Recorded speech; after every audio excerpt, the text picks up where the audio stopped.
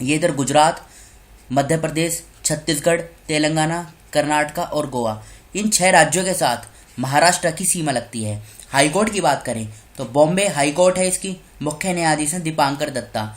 Maharashtra, Goa, DNH, DD, ये क्या है, Dadar and Nagar Haveli, Daman and Diu, इन तीनों की जुरिस्डिक्शन बॉम्बे हाईकोर्ट के अंतर्गत आती है, जहां के मुख्य न्यायाधीश हैं दीपांकर दत्ता। लद्दाख लिटरेचर फेस्टिवल 2020 का कौन सा संस्करण शुरू हुआ? तो अभी हाल ही में लद्दाख लिटरेचर फेस्टिवल, इसका 2nd एडिशन स्टार्ट हुआ। देखो ये 3 दिन का फेस्टिवल है। कब स्टार्ट हुआ? तो ये स्टार्ट हुआ 10 दिसंबर को स्टार्ट हो गया है और ये 3 दिन का फेस्टिवल है। इसमें क्या होगा? देखो इसमें जो लद्दाख के लोकल टैलेंटेड पर्सन है ना, उनको एक प्रकार से अपॉर्चुनिटी प्रोवाइड कराई जाएगी और लद्दाख के अंदर जो टूरिज्म इंडस्ट्री है इसको प्रमोट किया जाएगा। तो अभी हाल ही में इसका 2nd एडिशन आयोजित हुआ। और देखो थीम क्या है इस बार इसकी, अगर थीम पूछी जाए, Ladakh at the cross road.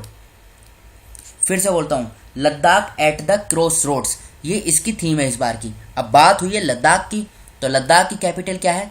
Leh. देखो लद्दाख और जम्मू कश्मीर दोनों को यूटी बनाया गया था लास्ट ईयर 31 अक्टूबर 2019 को। लद्दाख में 2 जिले हैं, लेह और कारगिल। राधा कृष्ण माथुर, शॉर्ट फॉर्म बोले तो आर के माथुर, ये राज्यपाल हैं, सॉरी एलजी हैं, लेफ्टिनेंट गवर्नर, याद रखेगा। बाउंड्री की बात करें तो ऊपर मैप में देखिए आप, यह है लद्दाख, इधर इसकी जम्मू कश्मीर और हिमाचल प्रदेश, इन दोनों के साथ इसकी सीमा लगती है।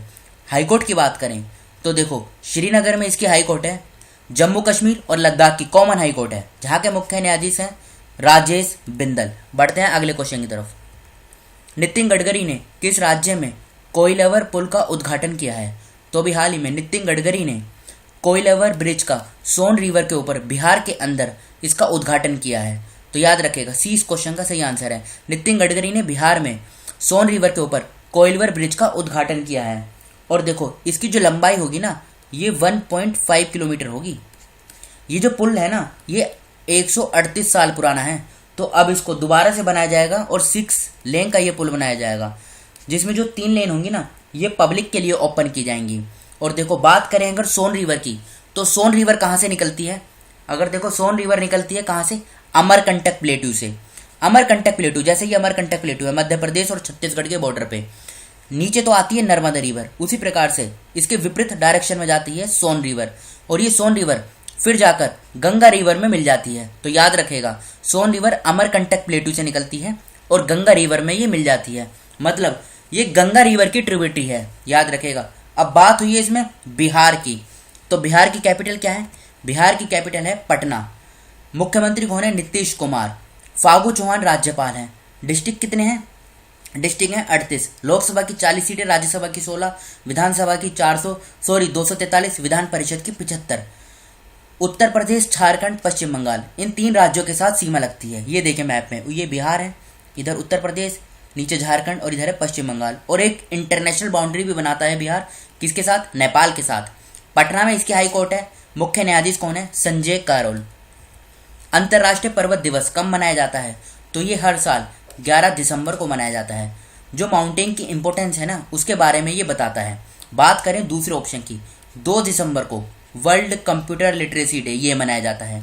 5 दिसंबर को वर्ल्ड सॉइल डे मनाया जाता है। 9 दिसंबर को इंटरनेशनल एंटी करप्शन डे ये मनाया जाता है। याद रखेगा, इंपॉर्टेंट है, डे भी एग्जाम में पूछ ले जाते हैं। अच्छा ये बताइए, वर्ल्ड ह्यूमन राइट्स डे ये कब मनाया जाता है? वर्ल्ड ह्यूमन राइट्स डे तो ये हर साल 10 दिसंबर को मनाया जाता है। अब बढ़ते हैं अगले क्वेश्चन की तरफ। एडीबी ने किस शहर में नई मेट्रो रेल लाइनों के निर्माण के लिए $500 मिलियन के ऋण को मंजूरी दी है?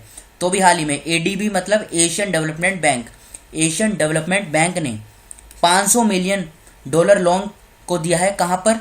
बेंगलुरु में। किसके लिए? न्यू मेट्रो लाइन के लिए, मतलब इसके निर्माण के लिए। तो सी इस क्वेश्चन का सही, सॉरी ए इस क्वेश्चन का सही आंसर है, बेंगलोर। बात करें एडीबी की, एशियन डेवलपमेंट बैंक, ये इसका पूरा नाम है। फाउंड कब हुआ था?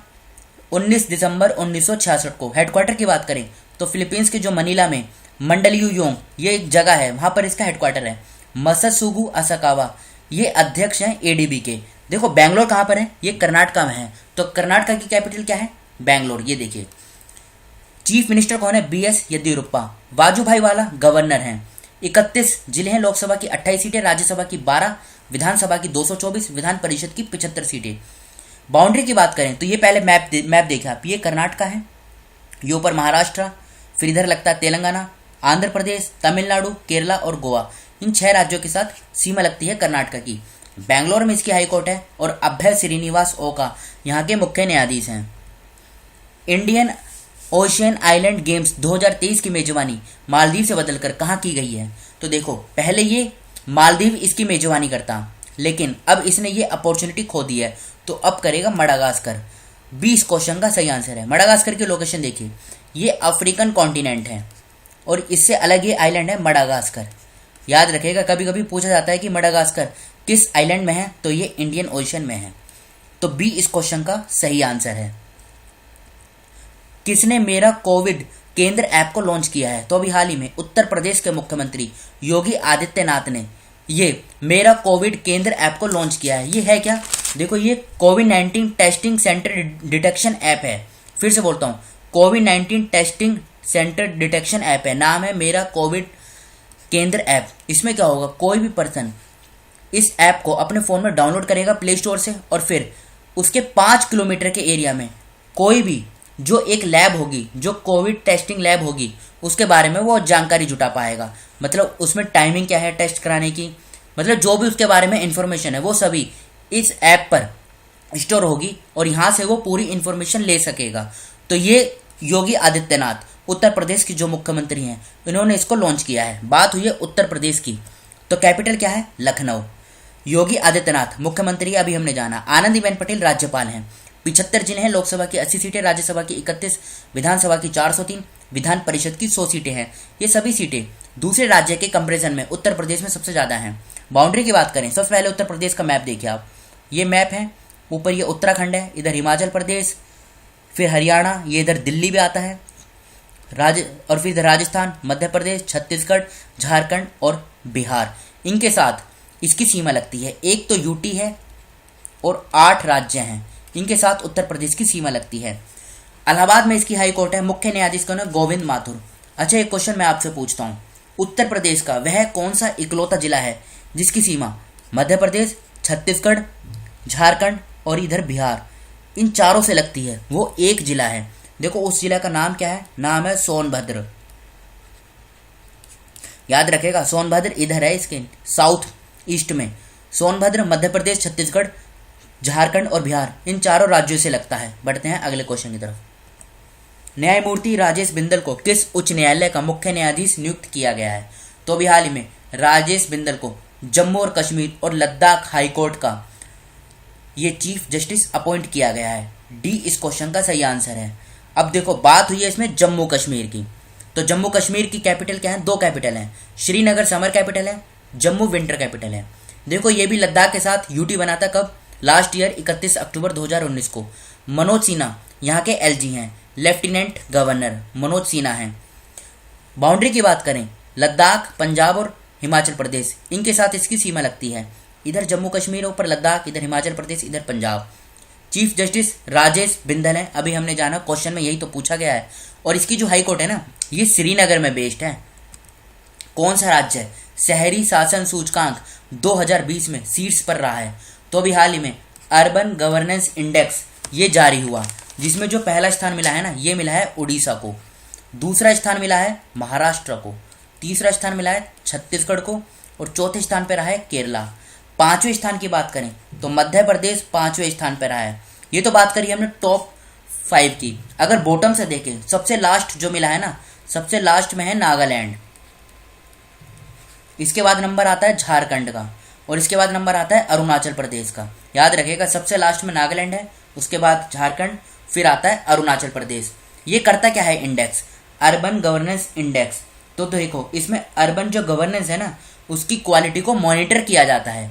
ये तो बात करी हमने इस इंडेक्स के बारे में। अच्छा, कल ही हमने जाना, एक इंडेक्स जारी होता है, climate change performance index. Climate change performance index, इसमें भारत को कितनी रैंक हासिल हुई है? तो अभी हाल ही में इसमें भारत को 10th रैंक हासिल हुई है। भारत इसमें 10वें नंबर पर रहा है। बढ़ते हैं अगले क्वेश्चन की तरफ। जनवरी 2021 में प्रवासी भारतीय दिवस सम्मेलन का उद्घाटन कौन करेंगे? तो ये करेंगे प्रधानमंत्री नरेंद्र मोदी जी। डी इस क्वेश्चन का सही आंसर है। अब एक रिवीजन क्वेश्चन देख लेते हैं। शाहीन ईगल 9th का मतलब है अभी इसका 9वां एडिशन आयोजित हुआ। ये जो अभ्यास है ना, ये एक्सरसाइज, ये किन दो देशों के बीच हुई? तो देखो डी इस क्वेश्चन का सही आंसर है पाकिस्तान और चाइना। ये इस बार इसका 9वां एडिशन है। ये एयर एक्सरसाइज है, याद रखेगा। और इसका जो पहला संस्करण हुआ था ना, ये हुआ था 2011 में। कहाँ पर? पाकिस्तान में। ये अल्टरनेट बेस पे होती है, एक बार पाकिस्तान में, फिर चाइना में, फिर पाकिस्तान में, फिर चाइना में। तो इस प्रकार से ये एक्सरसाइज आयोजित होती है। तो डी इस क्वेश्चन का सही आंसर है। अब जो स्टूडेंट फर्स्ट टाइम चैनल पर विजिट कर रहे हैं वो इस चैनल को सब्सक्राइब कर लीजिए, जिससे नई वीडियो अपलोड होते ही उसका नोटिफिकेशन सबसे पहले आपको मिल सके। तो फिलहाल इस डिस्कशन में इतना ही। Thank you.